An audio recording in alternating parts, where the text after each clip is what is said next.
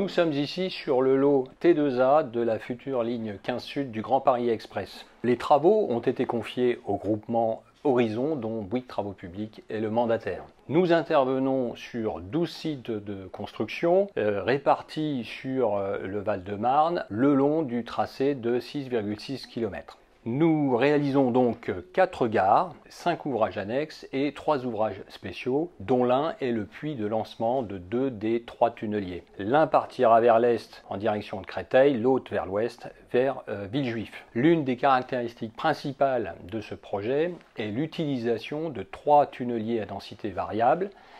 Le mode de confinement de ces tunneliers est tout à fait approprié pour traverser ces horizons géologiques variés que nous rencontrerons tout le long du tracé.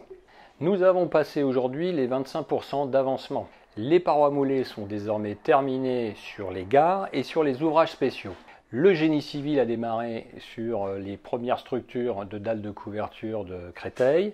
Sur la gare du Ver-de-Maison et sur la gare de Vitry-Centre, le génie civil débutera dans les prochaines semaines. Quant à la gare des Ardoines, la plus avancée de toutes, nous sommes actuellement en train de réaliser le radier.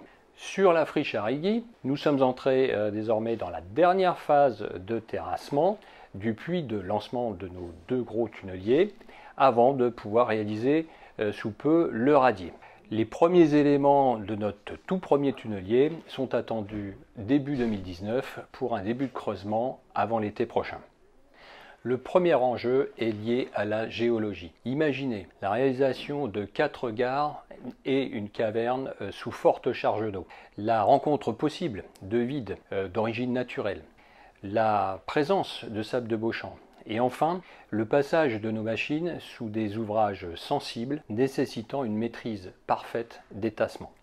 Autre enjeu essentiel, la logistique.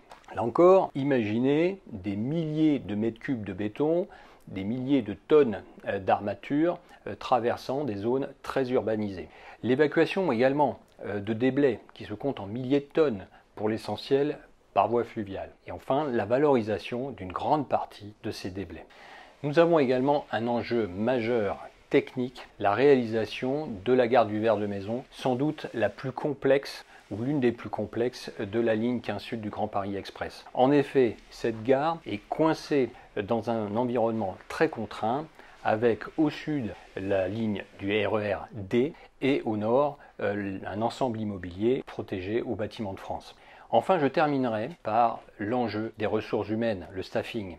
Recruter, former, fidéliser les compagnons et l'encadrement, c'est évidemment primordial pour le succès du projet T2A, mais également pour alimenter le vivier des ressources dont Bouygues Travaux Publics a besoin pour son développement.